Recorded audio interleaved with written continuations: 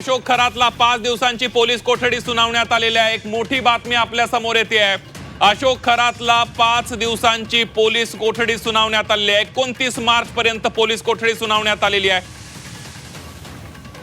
आता जगाची एक सगळ्यात मोठी बातमी, आज अशोक खरातची कोठडी संपल्यानंतर त्याला नाशिक जिल्हा सत्र न्यायालयामध्ये हजर करण्यात आलं होतं आणि आता त्याला 5 दिवसाची पोलीस कोठडी सुनावण्यात आलेली आहे। युक्तिवाद झाला, खरातच्या वकिलांनी ही युक्तिवाद केला, सरकारी वकिलांनी ही युक्तिवाद केला आणि त्यानंतर आता नाशिक जिल्हा सत्र न्यायालयानं अशोक खरातला 5 दिवसांची पोलीस कोठडी सुनावली आहे।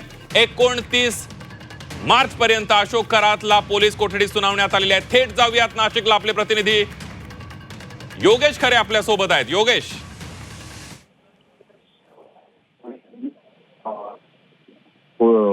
न्यायालयाने 5 दिवसांची पोलीस कोठडी ही अशोक खरात यांना दिलेली आहे।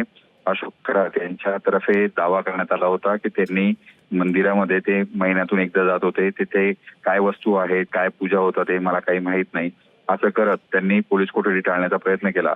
मात्र त्यांना 5 दिवसाची पोलीस कोठडी देत न्यायालयाने SITला विशेष दिलेली आहे।